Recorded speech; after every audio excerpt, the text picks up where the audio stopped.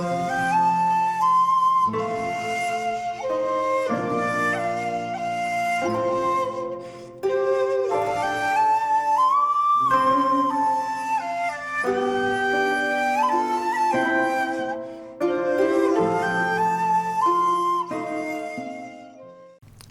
there, this is Solitary Ronin from Solitary Ronin Films, and welcome to another episode of I Am 4K.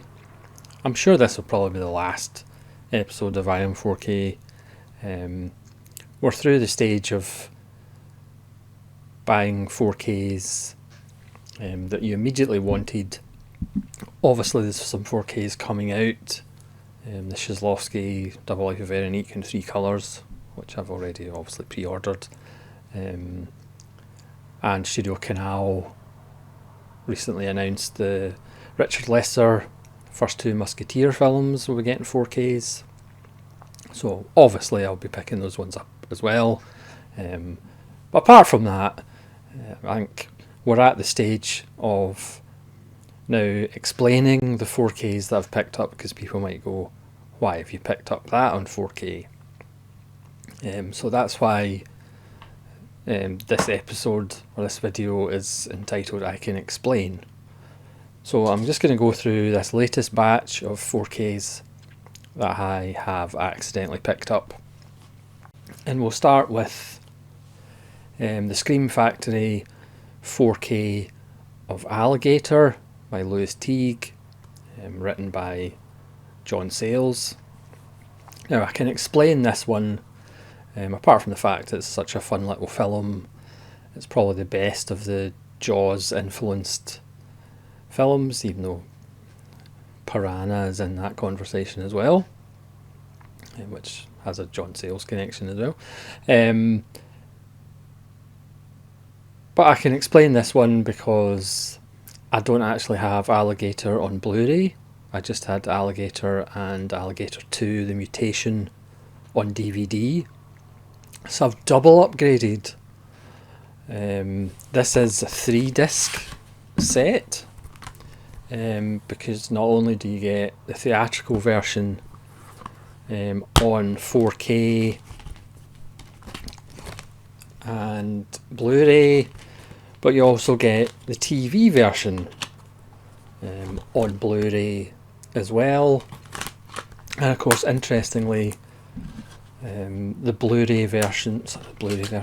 television version is actually longer than the theatrical cut, which is unusual. Usually TV versions are shorter. So the TV version's 98 minutes compared with the 90 minutes of the theatrical cut. The film itself looks really good.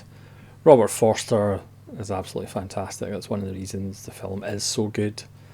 And of course it's got a bit of that political satire that probably Sayles added to it. So that's Alligator, which again I can perfectly justify by the fact I only had the film on DVD. So this is a double upgrade, both Blu-ray and 4K.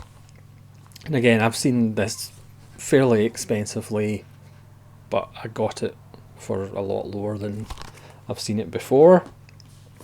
This one might struggle to explain, but I can. This is the Bird with the Crystal Plumage. This is one of the Argento 4Ks from Arrow. Who knows, I don't think I'll get the other ones in 4K. But this is my favourite Argento, which has not many people say that's their favourite. Also, this is kind of the first Argento. It's certainly the first one that I saw. It's the Argento that I've probably watched the most times. But also I did have the Blu-ray special edition of this. I've got the Arrow white Blu-ray version with the little clear window as well. I obviously like this film, but I'm sure this will be the only Argento that I'll get on 4K. I'm sure I won't get the other ones at all. Next is the Kino Lorber 4K of In the Heat of the Night. Now I can explain this one as well.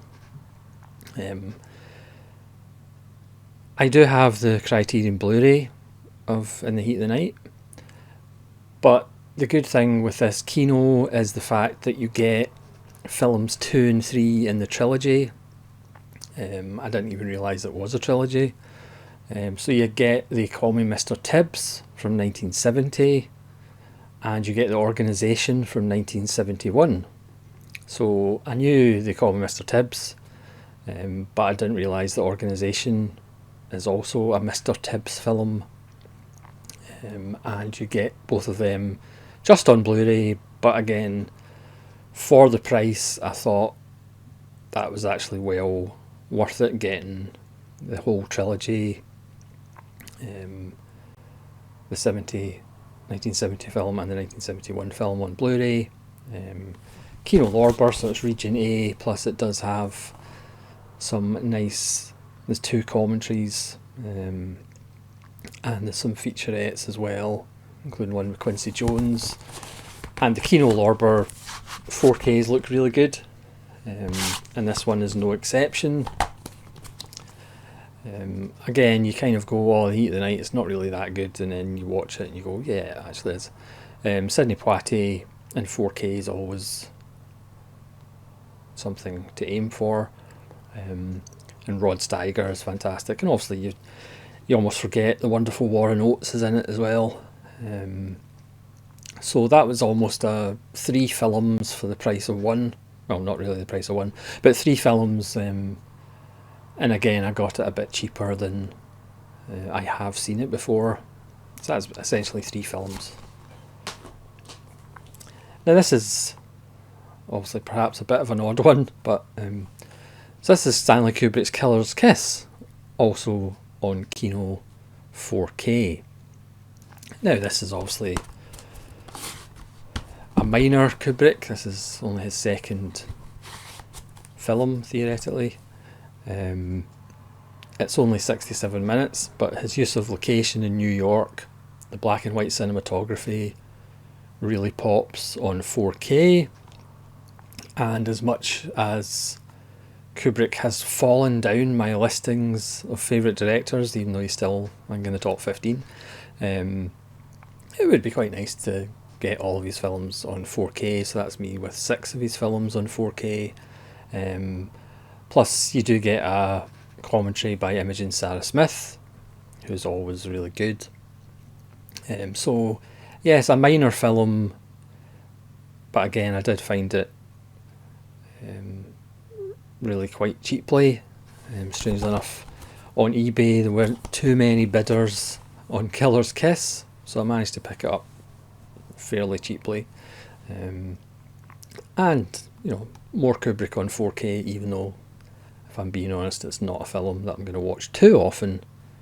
But again, it's nice to know it's there. I had this on Blu-ray, the Arrow Academy Blu-ray, pretty much as a bonus feature to The Killing. I do believe The Killing's on Kino Lorber 4K as well, but I could be wrong about that as well. And then one of my favourite American films of all time, The Natural. If I was doing my favourite 100 American films, probably The Natural would be in that.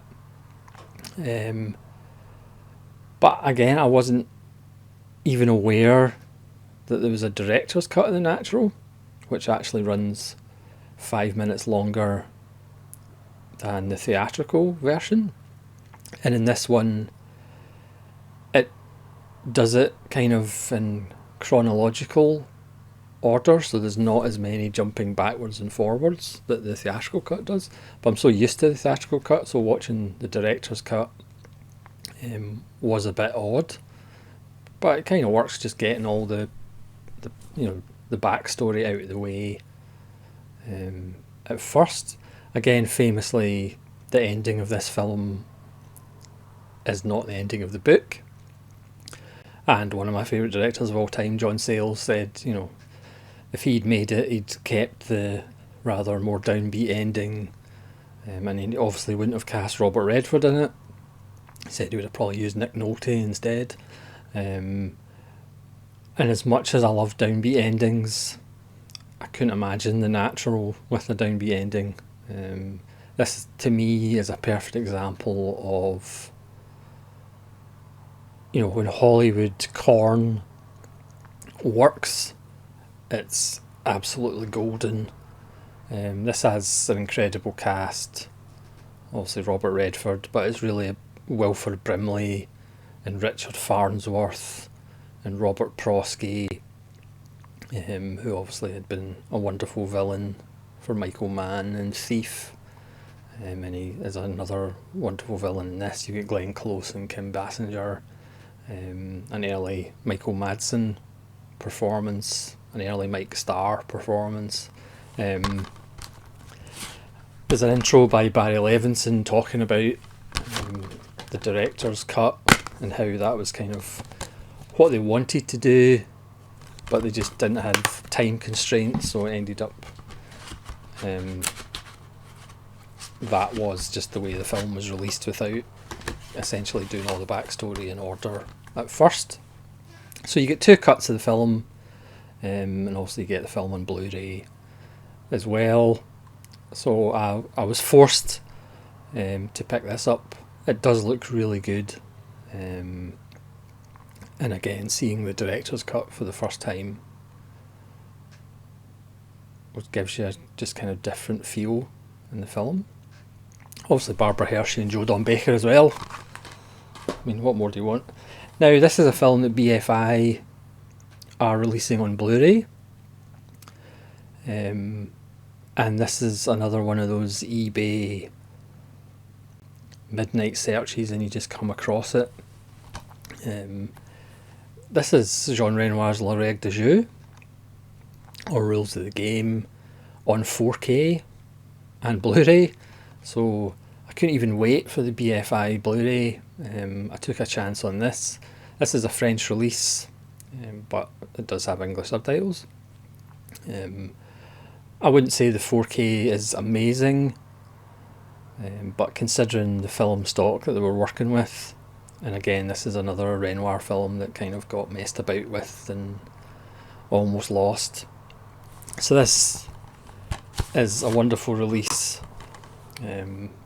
Again, you get the 4K and the Blu-ray disc. I'm not sure. I think the extras in the BFI are just about a 45-minute making of. This one is a 28-minute piece on Jean Renoir. Who knows, I might end up double dipping just because it's BFI, to support BFI. But again, surprised that this had a 4K. And again, even if you don't like the 4K, you've still got the Blu-ray. I mean, I haven't seen this one for a while, so it's a very good excuse to re-watch it. I did watch about the first 45 minutes just to see what the print was like, because obviously you can't tell within the first 10 minutes, so you have to give it a bit longer. But that's Renoir's La Règle du Jeu on 4K. I mean, hopefully Le Grand Illusion might get a 4K at some point. And then finally, a film I kind of had to get on 4K, and this is Tremors. This is the Arrow Steelbook. Obviously I bought the Arrow Special Edition Blu-ray, but this is the 4K Steelbook, which is actually really quite nice with the City of Perfection sign in the back. You know, again, people sometimes dismiss Tremors, but it is one of those template films from 1990. Again, these kinds of films everybody thinks are really easy and straightforward. There's the 4K disc and the Blu-ray disc, and again you get a nice booklet, but as I said, people think these films are easy to do, but they're really not. To actually have characters that you care about, characters that do seem to be, you know, natural and from the town that they're actually from, characters that you care about, characters that you're upset when they get eaten with by a big monster. So I kind of had to get Tremors, and it does look fantastic.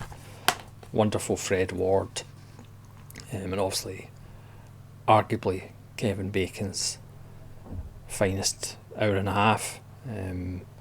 So that's Tremors in 4K, again one that I kind of had to pick up on 4K, obviously. So that's my latest 4K pickups that I honestly can explain and can square away in my mind that I was perfectly justified. But as I say, I'm sure there won't be any more of these videos. Again, I'm like the 7 stages of grief. I'm through the stages of buying 4Ks. But obviously I will be picking up things like Naked Lunch that's coming out in April, and as I said, the Shazlovsky stuff, which was one of the reasons for going 4K, because I'd heard that the 3 colours were getting the 4K treatment, both by Criterion and Artificial Eye, or is it Studio Canal? I think it's Artificial Eye because they had them in Blu-ray. Again, I could be wrong. So thanks very much for watching this latest episode of I Am 4K, the I Can Explain edition, and hopefully you'll join me again, not for these videos obviously, but for all the other videos on my channel. But you could tell me what 4Ks are really good and which ones you recommend. Not that I'll be buying them, obviously. So thanks so much for watching. This is Solitary Ronin from Solitary Ronin Films saying farewell.